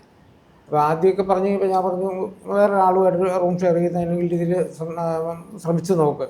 അപ്പോൾ പറഞ്ഞു ആളുമായിട്ട് നമുക്ക് ഒറ്റയ്ക്ക് പോയി റൂം എടുത്ത് അവിടെ ചെയ്യാൻ പറ്റത്തില്ല. കാരണം ഭയങ്കര എമൗണ്ട് ആവും, 40,000 രൂപയോ അങ്ങനെ മുകളിലേക്ക് ആവും വാടക. അപ്പോൾ ഒരാൾക്ക് തന്നെ ഇതെടുത്ത് കിട്ടില്ല. തന്നെയല്ല അവിടെ ഏതെങ്കിലും രീതിയിൽ പരിചയമോ കാര്യങ്ങളുണ്ടെങ്കിൽ മാത്രമേ റൂം അങ്ങനെ കിട്ടാനും ഇതുള്ളൂ. അപ്പോൾ അങ്ങനെ മാറി വേറെ കിട്ടാൻ ഇതില്ലാത്തതുകൊണ്ട് എനിക്ക് ലാസ്റ്റ് ആക്കിയപ്പോൾ ഇവിടെ നിന്ന് ഇറക്കി വിട്ടു. രാത്രിയിൽ ഇറക്കി വിട്ടേക്കാം. ഭീഷണിപ്പെടുത്തി. നീ ഏറ്റവും വലിയ തുകയ്ക്ക് നീ ഇൻഷുർ ചെയ്ത് നീ ഇനി നാട് കാണുകയില്ല, നിന്നെ അവിടെ തീർത്ത് കളയുള്ളൂ. നീ നല്ല തുകയ്ക്ക് ഏറ്റവും കൂടിയ തുകയ്ക്ക് നീ ഇൻഷുർ ചെയ്തു. അതുകൊണ്ട് നിൻ്റെ കുടുംബങ്ങളിൽ രക്ഷപ്പെടും. നീ ഒരു കാരണവശാലും ഇനി നിൻ്റെ വീടോ നാടോ കാണുമെന്ന് വിചാരിക്കണ്ട എന്നൊക്കെ പറഞ്ഞാണ് അവരുടെ രാത്രിയിൽ ഇറക്കി വിട്ടു. ഇവൻ ഭയന്ന് പോയി. ഇവർ 4-5 കൊല്ലം മുമ്പ് 4 വർഷത്തോളം മുമ്പ് പോയേക്കണ ആൾക്കാരാണ്. അവരവിടെ പഠിത്തം കഴിഞ്ഞിട്ട് അവർ ജോലിയിലുമായി ചെയ്തുകൊണ്ടിരിക്കുന്നത്. അപ്പോൾ അവർക്ക് അവിടെയുള്ള ഹോൾഡ് അനുസരിച്ച് ഈ നമ്മുടെ എൻ്റെ കൊച്ചിനകത്ത് അവരുടെ അത്രയും സീനിയറായിട്ടോ അല്ലെങ്കിൽ അത്രയും നേരത്തെ പോയേക്കണതുകൊണ്ട് ഇവരുടെ ആ ഭീഷണി ഇവനത് ഭയന്ന് പോയി. ഇവൻ അവിടെ പെടുത്തിക്കളയും, ഇവൻ ഇനി പോരാൻ പറ്റാത്ത ഒരവസ്ഥ വരും എന്നൊക്കെ ഉള്ള രീതിയിൽ ഭയന്ന് ഇവൻ രാത്രി തന്നെ ഇറക്കി വിടുകയും ചെയ്തിട്ട് ഇവൻ വീഡിയോ കോൾ ചെയ്തുകൊണ്ട് ഇവൻ ഈ റോട്ടിൽ കൂടെ പോകുമ്പോൾ അച്ഛൻ ഞാൻ ഇനി ഇവൻ പഠിച്ചുകൊണ്ടിരുന്നിടത്തുനിന്ന് 400 കിലോമീറ്റർ ദൂരെയാണ് ഇവർ ജോലി ചെയ്യാനായിട്ട് ചെയ്തുകൊണ്ടിരുന്നത് കാലിഫാക്സ് എന്ന് പറഞ്ഞ സ്ഥലം. അപ്പോൾ ആ ഭാഗത്തേക്ക് ഇനി ഞാൻ അങ്ങോട്ട് പോയിക്കൊണ്ടെങ്കിൽ എൻ്റെ കൂട്ടുകാരൻ്റെ അടുത്തക്കാരൻ ഞാൻ അവിടെ ചെന്ന് നോക്കട്ടെ, ഞാനിപ്പോൾ എങ്ങനെ പോകുന്നത് എങ്ങനെയാവുമെന്ന് അറിയത്തില്ല എന്നൊക്കെ പറഞ്ഞ് വീഡിയോ കോൾ ചെയ്തുകൊണ്ടാണ് രാത്രിയിൽ ഈ കൊച്ചിറങ്ങി പോകുന്നത് ഞങ്ങളോട് പറയണേ. അപ്പോൾ ഞാൻ പറഞ്ഞു നീ ഒന്നുകൊണ്ട് ഭയപ്പെടണ്ട, നീ അതിനകത്ത് അവരല്ലെങ്കിൽ വേറെ ആൾക്കാർ ആരെങ്കിലും ആയിട്ട് നീ ബന്ധപ്പെട്ട് സഹകരിച്ച് പോകാനുള്ളൊരു മാർഗം ശ്രമിക്കുക. എന്നിട്ട് ഒരു രീതിയിൽ നടക്കില്ല എന്നുള്ള രീതിയാണെങ്കിൽ നീ പറ എന്ന് പറഞ്ഞു. അത് കഴിഞ്ഞ് ലാസ്റ്റ് പോരുന്നതിൻ്റെ 2-3 ദിവസം മുമ്പ് ഇങ്ങനെ ഒരു ദിവസം വിളിച്ച് പറഞ്ഞു അച്ഛൻ ഒരു കുറച്ച് നാളത്തേക്കെങ്കിലും ഇവിടെ നിന്ന് മാറി നിൽക്കാണ്ട് ശരിയാവും തോന്നണില്ല, അവരെന്നെ ഇവിടെ പെടുത്തി കളയും. അങ്ങനെ ആ രീതിയിലാണ് അവർ ഇത് ചെയ്തുകൊണ്ടിരിക്കണേ. അതുകൊണ്ട് ഞാൻ അങ്ങോട്ട് വരട്ടെ എന്ന് ചോദിച്ചു. അങ്ങനെ വരട്ടെ എന്ന് ചോദിച്ചു കഴിഞ്ഞപ്പോൾ ഞാൻ പറഞ്ഞു നീ ഒരു നിർവാഹം ഇല്ല, അവിടെ നിൽക്കാനും നിനക്ക് പറ്റില്ലാത്തൊരു അവസ്ഥയാണെന്നുണ്ടെങ്കിൽ നീ ഇപ്പോൾ പോരെ. അത് വന്നിട്ട് നമുക്ക് ഇവിടെ വന്നതിന് ശേഷം എന്താണെന്ന് ആലോചിച്ചിട്ടൊരു തീരുമാനം എടുത്ത് ബന്ധപ്പെടുത്തി പോകാൻ പറ്റുമെന്ന് നോക്കാം എന്ന് പറഞ്ഞാണ് ഇവനും കൂടെ പോരാനായിട്ട് ഇതായത്. അതിനിടയ്ക്കും പോരാനായിട്ട് പോകുന്ന ഇവൻ ഓൺലൈനിൽ ടിക്കറ്റ് എടുത്തു. അമ്മ ഇപ്പം മോനിങ്ങനെ ഇപ്പം ഒരു കാനഡ പോലെ ഒരു രാജ്യത്ത് പോയി പഠിക്കണം അല്ലെങ്കിൽ ഒരു വിദേശ രാജ്യത്ത് പഠിക്കണം എന്ന് പറയുമ്പോൾ എല്ലാ വീട്ടിലും മക്കളെ ദൂരെ പഠിപ്പിക്കാൻ ഒരുമാതിരിപ്പെട്ട മാതാപിതാക്കൾക്കൊക്കെ പേടിയാണ്. അത് ഇങ്ങനത്തെ ഒരു പ്രശ്നം എന്നല്ല, ദൂരെ പോയാൽ ഒറ്റയ്ക്കാണ്, അപ്പം ജെഫിൻ്റെ കാര്യത്തിൽ അമ്മയ്ക്ക് ആ ഒരു പേടിയുണ്ടായിരുന്നു. കാരണം ജെഫിന് ഇപ്പോഴും എനിക്ക് തോന്നുന്നു ആ ഒരു ട്രോമയിൽ നിന്ന് വന്നിട്ടില്ല എന്ന് തോന്നുന്നു. ജെഫിന് സംസാരിക്കുമ്പോൾ പോലും ചിലത് ചെന്നത്തെ കാര്യം എൻ്റെ മുഖത്ത് നോക്കുന്നില്ല. ജെഫിന് അതെല്ലാം ഓർമ്മയിൽ നിന്ന് എടുത്ത് പറയുന്നുണ്ട്. മാഡം എനിക്ക് അവരിങ്ങനെയൊക്കെ എന്നെ മെൻ്റലി ഹേർട്ട് ചെയ്തേക്കുമ്പോൾ ഞാൻ മെൻ്റലി അൺസ്റ്റേബിൾ ആയിരുന്നു. എന്നിട്ട് ഞാൻ അവിടെ ഒരു ഹോസ്പിറ്റലിൽ അഡ്മിറ്റ് ആയിട്ട് ഒരാഴ്ചയോളം ഹോസ്പിറ്റലിൽ ഞാൻ കിടന്നു. അപ്പോൾ എൻ്റെ ഓർമ്മശക്തി നല്ലോണം അവർ മയക്കുമരുന്ന് മറ്റേ കലക്കി ഞാൻ കഴിക്കണ ഭക്ഷണത്തിൻ്റെ അകത്ത് ഞാൻ അവരെങ്ങനെ നമ്മൾ വിചാരിക്കണത്തെ ആളല്ല. നമ്മൾ എങ്ങനെയെങ്കിലും നമുക്കിട്ടൊരു പണി തരാമെന്ന് ഓർത്തോണ്ടിട്ട് നടക്കുന്ന ആളാണ്. അപ്പോൾ ഞാൻ കഴിക്കുന്ന ഭക്ഷണത്തിന് ഞാൻ അറിയാണ്ട് മയക്കുമരുന്ന് ആയതുകൊണ്ട് കലക്കി തന്നു. ഞാൻ ഈ സാധനം ഒന്നും യൂസ് ചെയ്യില്ല. അപ്പോൾ ഈ സാധനം എൻ്റെ ഉള്ളിൽ ചെന്ന് കഴിഞ്ഞപ്പോൾ എനിക്കറിയത്തില്ല, ഞാൻ ആദ്യമായിട്ടല്ല ഇത് എക്സ്പീരിയൻസ് ചെയ്യണേ. അപ്പോൾ ഇത് മയക്കുമരുന്ന് ഉള്ളിൽ ചെന്നു പോലും എനിക്കറിയില്ലായിരുന്നു. എന്നിട്ട് ഞാൻ നോക്കുമ്പോൾ ഞാൻ ഓരോ ഹാലുസിനേറ്റ് ചെയ്യാൻ തുടങ്ങി. അങ്ങനെ പല പല വിഷയങ്ങളുണ്ടായി. അപ്പോൾ ഞാൻ മെൻ്റലി അൺസ്റ്റേബിൾ ആയിട്ട് ബോധം എന്നെ നഷ്ടപ്പെട്ടു പോയായിരുന്നു. അങ്ങനെ അവിടെ ഒരു ആഴ്ചയോളം ഹോസ്പിറ്റലിൽ നിന്നു. അങ്ങനെ ഹോസ്പിറ്റലിൽ നിന്നിട്ട് അവിടെ ചിലവും കാര്യങ്ങളും കൂടുതലായിട്ടാണ് ഞാൻ തിരിച്ച് ഇന്ത്യയിലേക്ക് പോകുന്നത്. അപ്പോൾ അവിടെ വെച്ച് ആ ട്രോമ ഇത് വന്നു കഴിഞ്ഞപ്പോഴത്തേനും എനിക്ക് ഭയങ്കര വിഷയമായിരുന്നു. കൊച്ചു വിഷമിക്കണ്ട, കൊച്ചു പറയുമ്പോൾ തന്നെ അത് മനസ്സിലാവുന്നുണ്ട്. കാരണം നമുക്ക് ഇത്തരം ഈ ട്രോമയും ഇത്രയൊക്കെ ഉള്ള ആളുകൾ സംസാരിക്കുമ്പം അവർക്കത് കണക്റ്റഡ് അല്ല. അവർ സംസാരിക്കുമ്പോൾ ഒരിക്കലും മെമ്മറി എപ്പോഴും ഇങ്ങനെ ഓർത്തെടുത്തേ സംസാരിക്കുള്ളൂ. അല്ലെങ്കിൽ നോർമലായി എന്ന് വെച്ചാൽ നോർമൽ തന്നെ നമുക്കിപ്പോൾ ഓർമ്മയൊക്കെ ഉണ്ടെങ്കിൽ നമ്മൾ കറക്റ്റ് കാര്യങ്ങൾ ഇങ്ങനെ വൺ ബൈ വൺ ആയിട്ട് നമ്മൾ പറയും. നമുക്കറിയാം, നമ്മൾ അനുഭവിച്ചാണല്ലോ. പക്ഷെ കൊച്ചു പറഞ്ഞ പല സാധനങ്ങളും നീ പറയുന്ന എവിടെ നിന്നാണെന്നോ നീ നിർത്തുന്ന എവിടെ നിന്നാണെന്നോ ഇങ്ങനെ ഭയങ്കര ബ്രീത്ത് എടുത്താണ് സംസാരിക്കുന്നത്. കൊച്ചു റിലാക്സ് ചെയ്യും. ഇതെന്താണെങ്കിലും ഇപ്പം മീഡിയയ്ക്ക് മുന്നിൽ കൊണ്ടുവരണം എന്ന് അമ്മ ആഗ്രഹിക്കുന്നുണ്ട്. അമ്മ അത് എന്നോട് പറഞ്ഞൊരു കാര്യമുണ്ട്, ഞങ്ങൾ സത്യം വിളിച്ചു പറഞ്ഞിട്ട് ഞങ്ങൾ ആത്മഹത്യ ചെയ്യുവാണെന്നാണ്. അപ്പം ഞാൻ പറഞ്ഞു, എന്നോട് ഇത് വിളിച്ചു പറഞ്ഞപ്പോൾ തന്നെ എനിക്ക് ഭയങ്കര വിഷമമായി. ഞാൻ പറഞ്ഞു, ചേച്ചി ഞാനൊന്ന് നോക്കട്ടെ, ഞാൻ ഇങ്ങനത്തെ ഒരു കഥ, ചേച്ചി കരയല്ലേ, ഞാൻ അതിന് മുന്നേ കരയും. അതുകൊണ്ടാണ് ചേച്ചി, എനിക്കറിയില്ല എൻ്റെ ചാനലിലൂടെ വന്നു കഴിഞ്ഞാൽ എത്ര പേര് കാണും, അല്ലെങ്കിൽ ഈ ഒരു പ്രശ്നം എങ്ങനെ ആളുകൾ ഇതിനകത്ത് ഇടപെടുമെന്നൊന്നും എനിക്കറിയില്ല. ഞാൻ ചേച്ചിയോട് അന്ന് സംസാരിച്ചപ്പോൾ തന്നെ ഞാൻ പറഞ്ഞൊരു കാര്യമാണ്, നിങ്ങൾക്ക് പറയാനൊരു ചാൻസ്, അല്ലെങ്കിൽ നിങ്ങൾക്കത് പുറത്ത് പറയാൻ ഇങ്ങനെയാണെന്നുണ്ടെന്ന് ഞാൻ തരാം. അതിനാണ് ഞാൻ നിങ്ങളോട് ഈ ഡോക്യുമെൻറ്റ്സ് ഒക്കെ ചോദിച്ചത്. കാരണം ഇത് പരാതി ഉള്ളതാണോ, അല്ലെങ്കിൽ നമ്മൾ ചുമ്മാ ഒരു അലിഗേഷൻ പറഞ്ഞിട്ട് കാര്യമില്ല. അങ്ങനെ ഒരു അലിഗേഷൻ പറഞ്ഞു കഴിഞ്ഞാൽ തന്നെയും അത് എന്താ പറയുക, നിലനിൽക്കത്തില്ല. അതുകൊണ്ടാണ് ഞാൻ ചേച്ചിയോട് പറഞ്ഞത് നിങ്ങൾ ആ ഫയലെല്ലാം ആയിട്ട് വരാൻ പറഞ്ഞത്. മനസ്സിലായോ? കാരണം എനിക്ക് ഇപ്പം ചേച്ചി ഇപ്പം ഈ ഫയലൊന്നുമില്ല. ഇപ്പം എനിക്ക് ജെഫിനോട് സംസാരിച്ചപ്പോൾ തന്നെ എന്നെ സംബന്ധിച്ച് ഞാൻ 100% വിശ്വസിക്കുന്നുണ്ട് ആ കൊച്ചു അത്രയും നേരിട്ടിട്ടുണ്ടെന്ന്. മനസ്സിലാവുന്നുണ്ടോ? എനിക്ക് ഫയലിൻ്റെ ആവശ്യമില്ല. പക്ഷെ നമുക്ക് എപ്പോഴും ഇത് കാണുന്നവരുടെ മുന്നിൽ എത്ര നമ്മൾ ഇപ്പോൾ അവർ പറയാം ആക്ട് ചെയ്യുന്നതായിരിക്കും എന്ന് പറയാം, അല്ലെങ്കിൽ അങ്ങനെ ആയിരിക്കും അവൻ്റെ സ്വഭാവം എന്ന് പറയാം എന്നൊക്കെ പറയുമായിരിക്കാം. പക്ഷെ ഇങ്ങനൊരു തെളിവുണ്ടെന്ന് പറഞ്ഞാൽ നമുക്ക് ഈ വീഡിയോ കുറച്ച് പേരിലേക്കും കൂടെ എത്തിക്കാൻ പറ്റും. പിന്നെ ചേച്ചിയോട് ഞാൻ ചോദിച്ചു വന്നപ്പോൾ ഇങ്ങനെ മോൻ്റെ കാര്യത്തിൽ ഇപ്പം ഞാൻ പറഞ്ഞല്ലോ, ഇപ്പം എവിടെയെങ്കിലുമൊക്കെ പഠിക്കാൻ പോകണമെന്ന് പറഞ്ഞപ്പോൾ ഇങ്ങനെ ഒരു വിദേശ രാജ്യം പറഞ്ഞപ്പം വിടാൻ പേടിയുണ്ടായിരുന്നോ? എനിക്ക് പേടിയില്ലായിരുന്നു. ഇവൻ പറഞ്ഞു, എന്നോട് എപ്പോഴും പറയാം, മറ്റേ ഈ പിള്ളേരുടെ തന്നെ കാര്യം പറഞ്ഞു, അവരൊക്കെ പോയി രക്ഷപ്പെട്ടില്ല, എനിക്കും പോകണമെന്ന് പറഞ്ഞു. അപ്പോൾ എനിക്ക് അന്ന് പറയാൻ എനിക്ക് ഇവനെ വിടാനൊരു ബുദ്ധിമുട്ട് എന്നാന്ന് വെച്ചാൽ, ഞാൻ 2014 മുതൽ തൈറോയിഡിന് ഞാൻ അമൃതയിൽ ട്രീറ്റ്മെൻറ്റ്, എൻ്റെ കണ്ണുകൾ കാഴ്ചയില്ലാതെയൊക്കെ പോയി ട്രീറ്റ്മെൻറ്റ് ചെയ്തപ്പോൾ 2017 എന്നെ ഓപ്പറേഷൻ ചെയ്തപ്പോൾ അത് ക്യാൻസറായിരുന്നു. അപ്പം അതിൽ നിന്ന് എങ്ങനെ നമ്മൾ മോചനമാവും, നമ്മൾ പിന്നോടുള്ള ജീവിതം എങ്ങനെയൊന്നും അറിയത്തില്ലാത്തതുകൊണ്ട് അത് ഒരു ഭേദമാകുന്നോടം വരെ ഇവനോട് ഞാൻ പറഞ്ഞു. അതിന് ശേഷം എനിക്ക് ജോലി എടുക്കാം കുഴപ്പമില്ല എന്നായപ്പം ആണ് നീ ശ്രമിച്ചോ, ഞാൻ എങ്ങനെയെങ്കിലും പൈസ ഉണ്ടാക്കി തരാമെന്ന് പറഞ്ഞു. അപ്പോൾ ഇവൻ ശരിക്കും ഒരു ജിമ്മിൽ വെയിറ്റ് ലിഫ്റ്ററായിരുന്നു. ഇങ്ങനെ അല്ലായിരുന്നു ഈ കൊച്ചിരുന്നത്. ഇവനൊരു 4 പേരെ ഇവനെ ഒന്നിച്ച് നേരിടാനുള്ള കഴിവുള്ളൊരു കൊച്ചായിരുന്നു. അതുപോലെ തന്നെ ഇവൻ്റെ ഈ കാനഡയ്ക്ക് പോകുന്നതിൻ്റെ ഒരു കാര്യങ്ങൾക്കും ഞാനോ ചേട്ടനോ ഒന്നിനും പൈസ ഉണ്ടാക്കി കൊടുത്തല്ലാതെ അവൻ്റെ പേപ്പർ വർക്കിനോ അല്ലെങ്കിൽ അവന് ഓരോ പോകേണ്ട കാര്യങ്ങൾക്കോ ഞങ്ങൾ എയർപോർട്ടിൽ കൊണ്ട് വിടാനല്ലാതെ ഒരു കാര്യത്തിനും വിടില്ല. അവനാണ് അവൻ്റെ എല്ലാ കാര്യങ്ങളും ചെയ്തത്. അവൻ അത്രയും കോൺഫിഡൻസ് ഉണ്ടായിരുന്നു, അവൻ അത്രയും വർക്ക് ചെയ്യുന്നവനായിരുന്നു. അപ്പം ഞങ്ങൾക്ക് ഒരു പേടിയില്ലായിരുന്നു കൊച്ചിനെ വിടുന്നതിന്. അച്ഛനോട് പറഞ്ഞു, ഫോൺ വിളിച്ച് പറഞ്ഞല്ലോ, അപ്പം അമ്മയോട് ഇത് പറഞ്ഞപ്പം നമുക്ക് അറിയുന്ന ആൾക്കാർ നമ്മളോട് ഇങ്ങനെ ചെയ്യുമോ? എനിക്ക് വെച്ചാൽ അങ്ങനെ ഇപ്പം മോൻ എന്താടാ വേറെ അല്ല അങ്ങനെ ആയിരിക്കത്തില്ലടാ, നിനക്ക് തോന്നുന്നതാടാ, അല്ലെങ്കിൽ അങ്ങനെ എന്തെങ്കിലും അമ്മയ്ക്ക് തോന്നിയിരുന്നോ? അങ്ങനെ തോന്നുന്നു. ഇവനിത് പറഞ്ഞു കഴിഞ്ഞപ്പോൾ എനിക്ക് അനിയൻ കൊച്ചു പെട്ടെന്ന് ദേഷ്യം വന്നു. പിന്നെ ഇങ്ങനെ പറഞ്ഞു കഴിഞ്ഞപ്പം അതിനോട് ഫോൺ മേടിച്ച് ചൂടാവുകയാണ്. അവൻ എന്നെ എപ്പോഴും കണ്ടുകൊണ്ടിരിക്കുന്ന എൻ്റെ കഷ്ടപ്പാട്. എനിക്ക് 21 വയസ്സ് ഞാൻ അംഗൻവാടി ജോലിക്ക് കയറിയത് ടീച്ചറായിട്ട്. അതിനുശേഷം ആ പൈസ കൊണ്ട് കുടുംബം അറിയാലോ, ഒരു അംഗൻവാടി ടീച്ചർമാരുടെ ശമ്പളം എത്രമാത്രം ഉണ്ടെന്ന്. അതിൽ നമുക്ക് രക്ഷപ്പെടാൻ സാധിക്കില്ല എന്ന് പറഞ്ഞുകൊണ്ട് ഞാൻ കൂലിപ്പണി ഞങ്ങൾക്ക് അതിനകത്ത് കൂലിപ്പണിയാണ്, സർക്കാർ ജീവനാണേലും തൂമ്പാപ്പണിയാണ്. അങ്ങനെ ചെയ്യാൻ തയ്യാറായിട്ടുള്ള എന്നെ അങ്ങനെ പറഞ്ഞപ്പം സത്യമായിട്ട് എൻ്റെ അടുത്ത പിള്ളേരെ എനിക്ക് കിട്ടിയെങ്കിൽ ഞാൻ ഇല്ലാതെ ആക്കുന്ന ഒരു മാനസികാവസ്ഥയായിരുന്നു. എൻ്റെ നാട്ടിൽ ചോദിച്ചു നോക്കി അറിയാം, ഞാൻ ഒരുപാട് അംഗൻവാടി പിള്ളേരെ പഠിപ്പിച്ചിട്ടുണ്ട്. അതുപോലെ ഒത്തിരി ഇപ്പോൾ ഒരു 40-45 വയസ്സ് വരെയുള്ള പിള്ളേരെ ഞാൻ വർഷങ്ങളോളം ട്യൂഷൻ പഠിപ്പിച്ച. എന്നെപ്പറ്റി ആരും ഒരു മോശം അവിടെ പറയില്ല. ഈ പിള്ളേരങ്ങനെ പറഞ്ഞപ്പോൾ എനിക്ക് അതൊന്ന് തെളിയിക്കണം, എനിക്ക് അവരുടെ കയ്യിൽ ആ കാസറ്റ് ഉണ്ട്, എനിക്കത് കിട്ടണം എന്ന് ഞാൻ പോലീസുകാരുടെ അടുത്ത് കെഞ്ചി പറഞ്ഞു. സാറേ അങ്ങനെ അവർ ഈ കൊച്ചിനെ ധരിപ്പിച്ചു, എനിക്ക് അവകാശമില്ലേ, ഞാൻ അങ്ങനെയാണെന്നുള്ളത് ഇവർ ഈ കൊച്ചിനെ ധരിപ്പിച്ചപ്പോൾ അവരുടെ കയ്യിൽ കാസറ്റ് ഉണ്ടെന്ന് പറയുമ്പോൾ എനിക്കത് കിട്ടാൻ അവകാശമില്ലേ, അത് മേടിച്ചു തരാമോ എന്നൊക്കെ ഞാൻ ചോദിച്ചു. ഇവനല്ലേ പറയുന്നതെന്ന്. അവരെന്ന് പറഞ്ഞാൽ സമ്പന്നരാ, അവർക്ക് ഇഷ്ടംപടി പൈസയുണ്ട്. അവർ സമൂഹത്തിൽ പറഞ്ഞ കത്തോലിക്ക, റോമൻ കത്തോലിക്കില്ല, ഞങ്ങൾ പാവങ്ങളാണ്. ഞങ്ങളുടെ കൂടെ കൂടാൻ ആരെങ്കിലും ഞങ്ങൾ എവിടെ പേപ്പർ നമ്മൾ എവിടെയെല്ലാം ഞങ്ങൾ പരാതി കൊടുത്തു എന്നറിയാമോ? എവിടെ ഞാൻ ഒരു പാർട്ടി മെമ്പറും കൂടെ കൂടിയാ, ഒരു പാർട്ടി പ്രവർത്തകൻ കൂടെ. ഞാൻ അവരുടെ അടുത്തു ആദ്യം ചെന്നു. എല്ലാം മുട്ടാത്ത വാതിലുകളില്ല, നമുക്കൊരു ഒരു ഒരു നമുക്ക് മനസ്സിന് ഇങ്ങനെ ഒരു സപ്പോർട്ടായിട്ടുള്ള ഒരിടത്തൊന്നും ഒരു കിട്ടിയിട്ടില്ല. കാരണം അവർ ഇതിനു മുമ്പ് ഈ പിള്ളേർ ഇവിടുന്ന് പോകുന്നതിന് മുമ്പ് തന്നെ ഈ കൊച്ചു ഇവിടെ മയക്കുമരുന്ന് പെട്ടിരുന്ന ഈ പിള്ളേര് പിടിച്ച് അവർ പോകുന്നതിന് മുമ്പ് പോലീസ് പിടിച്ചിരുന്നതാണ്.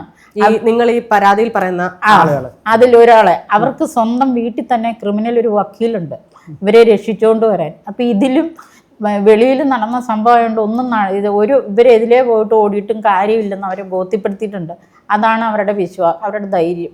അതുകൊണ്ടാണ് ഞങ്ങളിങ്ങനെയൊക്കെ കൊടുത്തിട്ടും പോലീസുകാരും അനങ്ങുന്നില്ല, ആരും ഞങ്ങൾക്കൊരു സപ്പോർട്ട് ഇല്ലാത്തത്. ഇപ്പം അമ്മയോട് ആ പരാതി അല്ലെങ്കിൽ ഇങ്ങനെ ഒരു കാര്യം പറഞ്ഞ് അതിനുശേഷം മകൻ ഏറ്റവും കൂടുതൽ ബുദ്ധിമുട്ട് അനുഭവിച്ചപ്പോൾ പഠിത്തം നിർത്തി ഇങ്ങോട്ടേക്ക് പോര് എന്ന് പറയേണ്ടി വന്ന, അല്ലെങ്കിൽ മകന്റെ ജീവൻ തന്നെ അപകടത്തിലാവുന്ന ഒരു ഘട്ടത്തിലാണോ നിങ്ങൾ ഇത് തിരിച്ചു വിളിച്ചത്? അതെ അതെ.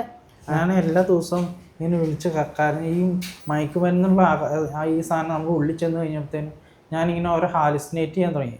ഞാൻ ഓരോ വിഷ്വൽസ് ഇങ്ങനെ നമ്മൾ രാവിലെ നേരം വെളുത്ത് എണീറ്റ് കിടക്കുമ്പോഴത്തേനും ഓരോരോ വിഷ്വൽസായിട്ട് ഇങ്ങനെ ഓരോരോ വിഷ്വൽസായിട്ട് ഇങ്ങനെ കണ്ടുകൊണ്ടിരിക്കുക. അത് ഈ മയക്കുമരുന്ന് ഉള്ളിൽ ചെന്നുകൊണ്ടാണ് ഇങ്ങനെ കണ്ടുകൊണ്ടിരുന്നത്. അപ്പോൾ അതൊക്കെ വന്നു കഴിഞ്ഞപ്പോഴത്തേനും എൻ്റെ ഉള്ളിൽ ഭയങ്കരമായിട്ട് പേടിയായി കഴിഞ്ഞപ്പോഴത്തേനും യുവമാർ ഓൾറെഡി എന്നെ ഇങ്ങനെ പറഞ്ഞ ആ കാര്യങ്ങളൊക്കെ എൻ്റെ മനസ്സിൽ കിടന്ന് എനിക്ക് ആ കാര്യം ഓർത്ത് എനിക്ക് ഭയങ്കര പേടിയായിരുന്നു.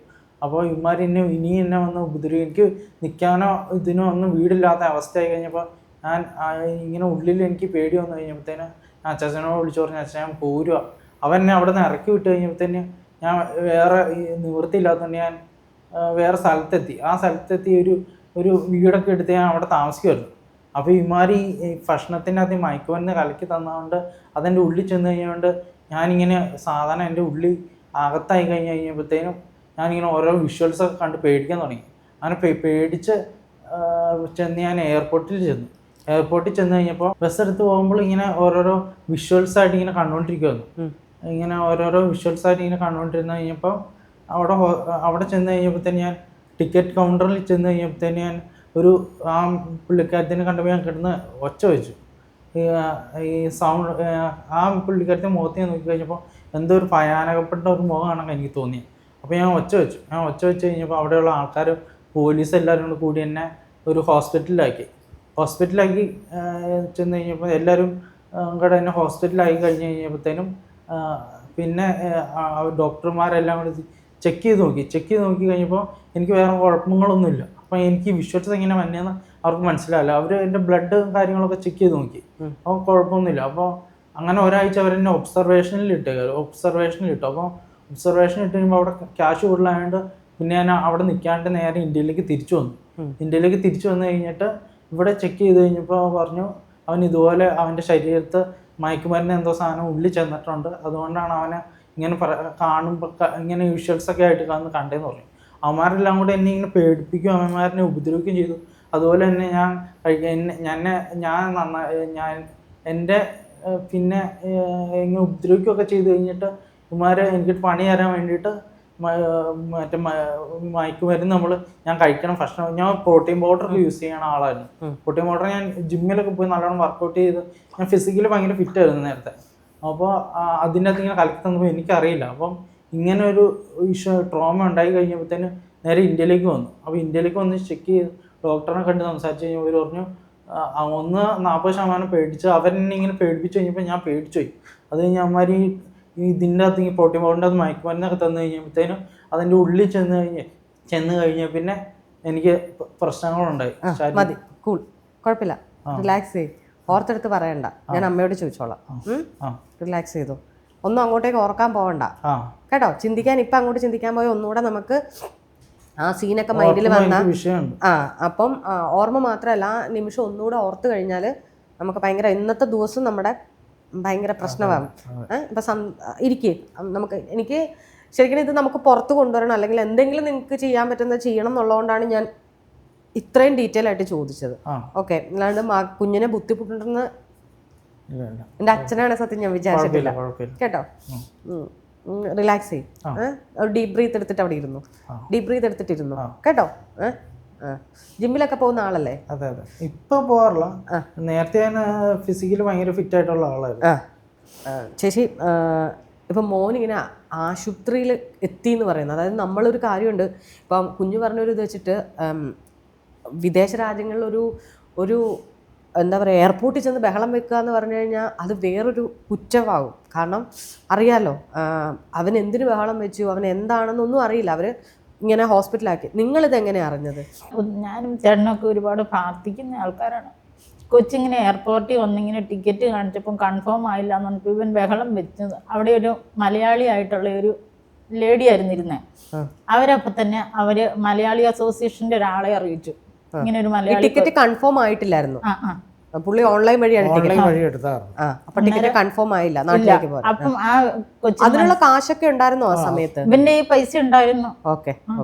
എന്നിട്ട് ആ കൊച്ച് മലയാളി അസോസിയേഷന്റെ ഒരു സാറിനെ വിളിച്ച് അവിടെ കാലിഫാക്സിലെ ഈ വിസ, ട്രാവലിംഗ് വിസയൊക്കെ ഇതാക്കുന്ന ഒരു സാറ്, ഒരു 30-40 വർഷമായിട്ട് അവിടെ ഉള്ള ആളാണ്. പുള്ളീനെ വിളിച്ച് പറഞ്ഞു. അപ്പം പുള്ളി ഇത് കണ്ടിട്ട് പുള്ളി ഞങ്ങളെ വിളിച്ച് പറഞ്ഞു, മോനിങ്ങനെ ഒരു പ്രശ്നം ഉണ്ടായി, ഇങ്ങനെ പോരുവാന്ന് പറഞ്ഞായിരുന്നോ എന്ന് ചോദിച്ചു. ഉവാന്ന് പറഞ്ഞു. അന്നാ കൊച്ചിന് ഇങ്ങനെ ഒരു വിഷമമായി, നിങ്ങൾ പേടിക്കണ്ട കേട്ടോ, നിങ്ങൾ ദൈവത്തെ കണ്ടിട്ടുണ്ടോ എന്ന് ചോദിച്ചു. അന്നേരം പറഞ്ഞു, ഞാനാട്ടോ നിങ്ങളുടെ ദൈവം, അല്ലെങ്കിൽ നിങ്ങളുടെ കൊച്ചിന് നിങ്ങൾക്ക് കിട്ടില്ല, എൻ്റെ കയ്യിൽ എൻ്റെ കൊച്ച് സുരക്ഷിതനാണ്. അപ്പോൾ ഇവൻ്റെ 2 കൂട്ടുകാരെ വിളിക്കാൻ പറഞ്ഞു. അപ്പം നമുക്ക് ആ സമയത്തൊന്നും ഈ പിള്ളേരിങ്ങനെ ചതിച്ചേക്കുന്നൊന്നും നമുക്കറിയില്ല. ഈ കൊച്ചിവിടെ വന്ന് ഡോക്ടറെ അടുത്ത് കൗൺസിൽ ചെയ്യുമ്പോഴാണ് ഇവൻ ഓരോരോ കാര്യങ്ങൾ പറയുന്നത്. അപ്പം ഇവന് ജോലി കൊടുക്കാന്ന് പറഞ്ഞ് അവർ വിളിച്ച സമയത്ത് ഇവൻ അവരുടെ അടുത്തേക്ക് പോയ വിവരമൊന്നും ഞങ്ങൾ അറിയുന്നില്ല. അത് ഇവനോട് പറഞ്ഞു, നീ വീട്ടിൽ പറയരുത്, എന്നാലേ നിനക്ക് ജോലി മേടിച്ചു തരുള്ളൂ എന്ന് പറഞ്ഞ് ഇവനെ അവരുടെ അടുത്തേക്ക് കൊണ്ടുപോയത്. ഞങ്ങൾ അറിയുന്നത് കൊച്ച് സെപ്റ്റംബർ 7-ാം തീയതി രാത്രി ഞങ്ങൾ വിളിക്കുന്നു, അമ്മ എന്നെ പെടുത്തിയെന്നും പറഞ്ഞ് ഇവരുടെ അടുത്ത് വഴക്ക് കൂടി വിളിക്കുന്നതിന്റെ 2023 അതെ 2023 സെപ്റ്റംബർ 7-ന് അന്ന് വിളിക്കുന്നു. അതിൻ്റെ ഒരു 10 ദിവസം, ഏകദേശം ഒരു 10 ദിവസം മുന്നും ഇതിൽ 1-ാം പ്രതിയുടെ അമ്മ, ഞങ്ങളുടെ തൊട്ട് മുറ്റത്തുള്ള അവൻ്റെ അമ്മ എന്നോട് പറഞ്ഞു, മിനി ജെഫിൻ അപ്പുവിൻ്റെ അടുത്തുണ്ട് കേട്ടോ, അപ്പു എന്നാണ് വിളിക്കുന്നത്, നിതിന്ന 1-ാം പ്രതിയുടെ പേര്, അപ്പുവിൻ്റെ അടുത്തുണ്ടോ, നിനക്ക് കാണണോ എന്ന് ചോദിച്ചിട്ട് ഈ ചേച്ചി എന്നെ വീഡിയോ കോളിൽ കാണിക്കുന്നു. അപ്പം എന്നോട് അപ്പു വർത്താനം പറയുന്നു, മിനി ചേച്ചി ജെഫിൻ എൻ്റെ അടുത്തുണ്ട് കേട്ടോ, വളരെ ഹാപ്പി ആട്ടോ, എൻ്റെ ചൈൽഡ്ഹുഡല്ലേ, എനിക്കിപ്പം വന്നേ പിന്നെ ഒത്തിരി സന്തോഷമാട്ടോ എന്ന് 10 ദിവസം മുന്നേ എന്നോട് പറയുന്നു ഇവരുടെ അമ്മ. അതുകൊണ്ട് അതുകൊണ്ട് ഇതൊന്നും നമുക്കറിയത്തില്ല, ഈ പിള്ളേരിങ്ങനെ ഈ കൊച്ചിനെ ഇങ്ങനെയൊന്നും ചെയ്തിട്ടുണ്ടെന്നൊന്നും പറയും. അത് കഴിഞ്ഞ് ഈ സെപ്റ്റംബർ 7-ാം തീയതി പറയുമ്പോഴാണ് ഞങ്ങൾ വഴക്ക് കൂടിയെന്ന് അറിയുന്നത്. അന്ന് ഇവൻ്റെ അമ്മയുടെ ഫോണിൽ നിന്ന് എന്നെ വിളിച്ചപ്പോൾ ഞാൻ പറഞ്ഞു, അപ്പോൾ ജെഫിന് എനിക്ക് ഇവന് ഇങ്ങനെ ആളും തണ്ടും തടിയുണ്ടെങ്കിലും ആരടാന്ന് ചോദിച്ചാൽ അത്രയും പേടി, ഒരു ഉള്ളിലൊരു പേടി ഇവനുണ്ട്. അപ്പം അത് ഞാൻ അപ്പുവിനോട് പറയുന്നു, അപ്പു അവനെ അങ്ങനെ പേടിപ്പിക്കരുത് കേട്ടോ നിങ്ങൾ. അപ്പം അവൻ പറഞ്ഞു അവൻ ജോലി കഴിഞ്ഞ് വന്ന സമയത്ത് അവൻ്റെ കൂട്ടുകാർ ഇവനെ ഉപദ്രവിച്ചു എന്നാണ് പറഞ്ഞത്. സത്യത്തിൽ ഇവൻ എൻ്റെ അമ്മയുടെ വീഡിയോ നിൻ്റെ കയ്യിലുണ്ടെന്ന് കാണിക്കാവോ എന്ന് ചോദിച്ചതിനാണ് ഇവനോട് ഒത്തിരി വഴക്കുണ്ടാക്കിയതെന്നാണ് ഞങ്ങളുടെ അറിവ്. അത് കഴിഞ്ഞ് ഞങ്ങൾ ഈ എയർപോർട്ടിൽ വെച്ച് ഈ സാറ് 2 പേരെ ഇവൻ്റെ കൂട്ടുകാരെ കണക്ട് ചെയ്ത് തരാമോ എന്ന് ചോദിച്ചപ്പോൾ ഞങ്ങൾ ഈ 2 പിള്ളേരുടെ ഫോൺ നമ്പർ കൊടുത്ത് അവരുടെ വീട്ടിൽ ചെന്ന് ചോദിച്ചിട്ട് എന്നിട്ട് ഇവര് കണക്ട് ചെയ്ത് ഇവന്റെ കാര്യങ്ങൾ നോക്കാൻ ചേട്ടൻ പവർ ഓഫ് അറ്റോർണി ഇവർക്ക് എഴുതി കൊടുത്തു. ആ പവർ ഓഫ് അറ്റോർണി ആ സാർ ഇവരുടെ കാര്യങ്ങൾ നോക്കുന്ന സമയം നോക്കിക്കോളാന്ന് പറഞ്ഞ് ഇവരൊരു 2 പേരെ കൊടുക്കാൻ പറഞ്ഞ് ഞങ്ങൾ ഇവരുടെ 2 പേരും പറഞ്ഞ് ഫോൺ നമ്പറും കൊടുത്തു. സാർ ഇവരുടെ കാര്യങ്ങളും നോക്കി. എന്നിട്ട് ഞങ്ങളോട് ഈ കൊച്ചുങ്ങളുടെ ഫാദറിൻ്റെ മുമ്പിൽ വെച്ച് ഈ സാറ് പറഞ്ഞു ഇവൻ്റെ അസുഖം മാറി ഇവൻ പഠിച്ച് ജോലി ആയതിന് ശേഷമായിട്ട് തിരിച്ചു വിടുള്ളൂ, ഇങ്ങോട്ട് തിരിച്ചു വിടില്ല, ഞാൻ നോക്കൂന്ന് പറഞ്ഞു. അപ്പോൾ ഇതിൽ ഒരാളുടെ ഫാദർ ചോദിക്കുകയും ചെയ്യുന്നു, അപ്പോൾ ഈ പേരൻസിന് ഇത് കാണണ്ടേന്ന്, ഈ ഇവനെ കാണണ്ടേന്ന്. വേണ്ട, അവൻ ഇവിടെ ഈ സാധാരണ കാനഡയിൽ വീട്ടിൽ നിന്ന് ഇങ്ങനെ മാറി നിൽക്കുന്ന സമയത്ത് പിള്ളേർക്ക് ഇങ്ങനെ ഉണ്ടാകാറുണ്ട്, അതുകൊണ്ട് അത് കുഴപ്പമില്ലാതെ ഇവിടെ തന്നെ പരിഹരിച്ചു പോകും. അതുപോലെ തന്നെ ഇവരുടെ കോളേജിൽ അറിയിച്ച് കോളേജിൽ ഇതിനകത്തുള്ള സംവിധാനങ്ങളുണ്ട്, ഇങ്ങനെ പിള്ളേർക്ക് അവിടെ ഈ പ്രശ്നങ്ങൾ ഉണ്ടാകുന്നുണ്ട്. അപ്പം ഈ പിള്ളേര് നോക്കാമെന്നും പറഞ്ഞ് ചേട്ടൻ പവർ ഓഫ് അറ്റോർണി എഴുതി കൊടുത്തു. ഇവൻ ഈ കാലിഫാക്സ് എന്ന് പറയുന്ന സ്ഥലത്ത് 3 ദിവസം ആശുപത്രി അഡ്മിറ്റായി. പിന്നെ ഇവൻ ശരിക്കും ഇവന്റെ പ്രോപ്പർ സ്ഥലം നവാസ്കോഷ്യ എന്ന് പറഞ്ഞ സ്ഥലമാണ്. അപ്പൊ അവനെ അങ്ങോട്ട് ഷിഫ്റ്റ് ചെയ്യണം. അപ്പൊ അങ്ങനെ ഇവര് തന്നെ പോലീസുകാർ തന്നെ ഇവന്റെ കോളേജിനടുത്തുള്ള ഹോസ്പിറ്റലിലേക്ക് ഷിഫ്റ്റ് ചെയ്തു. അപ്പൊ ഷിഫ്റ്റ് ചെയ്തിട്ട് 2 ദിവസം കഴിഞ്ഞപ്പോൾ ഡിസ്ചാർജാ. അപ്പം ഈ സാറ് ഞങ്ങളോട് പറഞ്ഞു ഞാൻ ജെഫിനെ ഡിസ്ചാർജ് ആക്കിയിട്ട് അവൻ്റെ കോളേജിലും അറിയിച്ചിട്ട് അവനെ ഞാൻ നോക്കും, നിങ്ങളൊന്നും കൊണ്ടും പേടിക്കണ്ടെന്ന് പറഞ്ഞു. അപ്പോൾ ഇവനെ ഡിസ്ചാർജ് ചെയ്ത സമയത്ത് ഈ സാറിന് ഇവരുടെ കൂടെ പോകാൻ പറ്റിയില്ല. അന്നേരം അവിടെ ഒരു മലയാളി കൊച്ചു മരിച്ചുപോയി. സാർ അതിൻ്റെ പുറകെ ഓടിയപ്പോൾ ഇവരോട് പറഞ്ഞു ജെഫിനെ ഡിസ്ചാർജ് ചെയ്ത് കോളേജിൽ പറിച്ചിട്ട് നിങ്ങളിങ്ങ് കൊണ്ടുപോരെ, ഞാൻ നോക്കിക്കോളാന്ന്. അത് സാറ് പറഞ്ഞപ്പോൾ ഇവർ തന്നെ പോയി ഇവനെ ഡിസ്ചാർജ് ആക്കിയിട്ട് ഞങ്ങൾ പോലും അറിയാതെ ഇവനെ കയറ്റി വിടുന്നു.